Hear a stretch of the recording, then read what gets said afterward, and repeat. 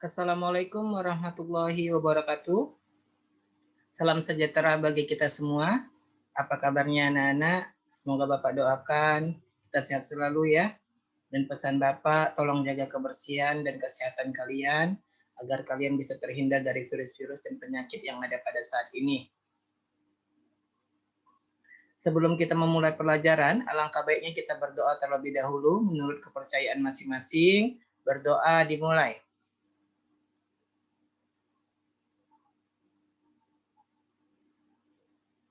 Berdoa selesai.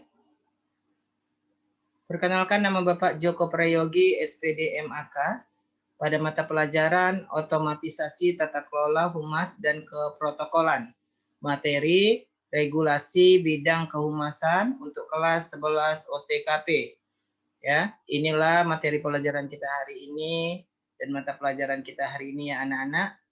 Sebelum kita memasuki pelajaran, alangkah baiknya Bapak menjelaskan dulu tentang kompetensi dasar dan indikator. Yang pertama, menerapkan macam-macam regulasi di bidang kehumasan. Yang kedua, menyelenggarakan undang-undang tentang tata kelola humas. Kemudian indikatornya yang pertama menerapkan macam-macam regulasi di bidang kehumasan.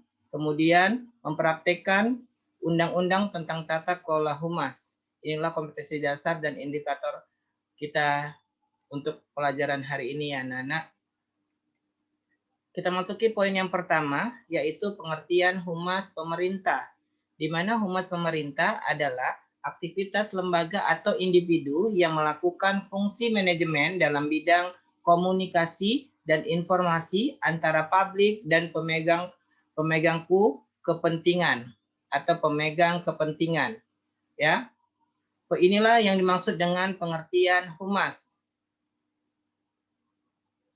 Kita masuki poin yang berikutnya, yaitu ruang lingkup dan humas pemerintahan.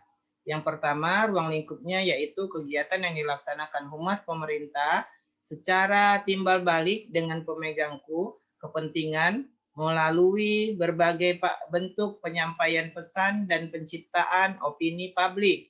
Yang kedua, komunikasi positif internal dan eksternal yang terencana untuk menciptakan saling pengertian dalam mencapai tujuan tertentu guna memperoleh manfaat bersama bagi lembaga dan pemegangku kepentingan.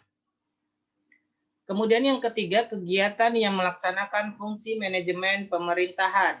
Yang keempat adalah aktivitas dalam rangka membangun citra organisasi pemerintah, bangsa, dan negara. Ini adalah ruang lingkup dalam humas pemerintahan. Ya anak-anak,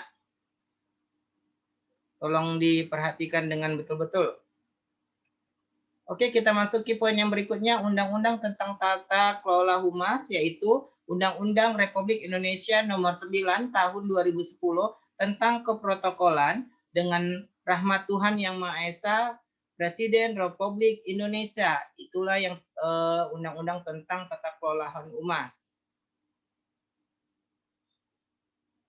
Oke, ini contoh Undang-Undang tentang Tata Kelola Humas, di mana di sini ada lambang menteri, lambang negara kita, kemudian Menteri Negara Pendayagunaan Aparatur Negara dan Reformasi Birokrasi Republik Indonesia, Peraturan Menteri Negara Pendayagunaan Aparatur Negara dan Reformasi Birokrasi Republik Indonesia Nomor 30 Tahun 2011 tentang Pedoman Umum Tata Kelola Humas di lingkungan instansi pemerintah.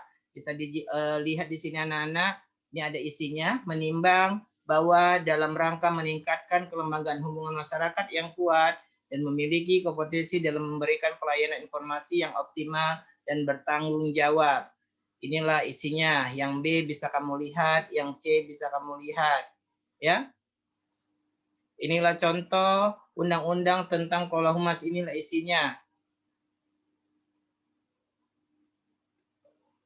Oke, berikutnya kita masuki poin yang berikutnya, peraturan Menteri Dalam Negeri tentang pedoman pelaksanaan tugas kehumasan, di mana pelaksanaan tugas protokol pemerintah, yakni pelayanan Memperdayaan dan membangun yang dilakukan pada masyarakat berusaha dioptimalkan melalui berbagai revitalisasi. Salah satunya adalah dengan membuat peraturan Menteri Dalam Negeri nomor 13 tertib 2011, di mana dalam peraturan tersebut dijelaskan bahwa humas pemerintah termasuk humas Kemendagri berperan sebagai tempat komunikasi pemerintah kepada masyarakatnya, sekaligus menjalankan peran pemerintah untuk memberikan informasi yang transparan sesuai dengan tuntutan publik. Inilah peraturan Menteri Dalam Negeri tentang pedoman pelaksanaan tugas kehumasan.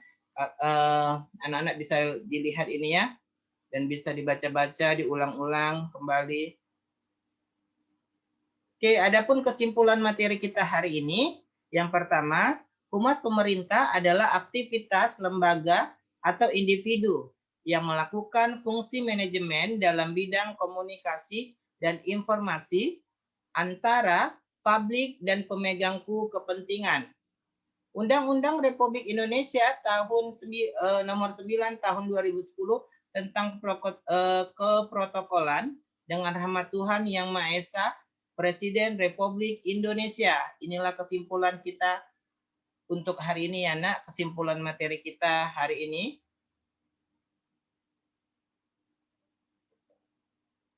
Terima kasih. Apabila ada yang kurang jelas dan ingin yang ditanyakan, boleh japri Bapak, boleh cek Bapak, ini nomor WA Bapak sudah terlampir. Apabila ada yang kurang jelas, kurang paham, boleh ditanyakan tentang pelajaran hari ini. Dan pesan Bapak sekali lagi, tolong anak-anak rajin cuci tangan, jauhi keramaian, apabila keluar rumah tolong pakai masker ya. Dan tetap semangat dan rajin-rajin mengerjakan LK dan tugas-tugas yang diberikan agar nilai kamu tidak rendah di ujian semester nanti. Pahami anak-anak. Bapak akhiri dengan lafaz hamdalah, alhamdulillahirabbil alamin. Wabillahi taufik wa hidayah. Salam sejahtera dan salam semangat untuk kita semua. Assalamualaikum warahmatullahi wabarakatuh.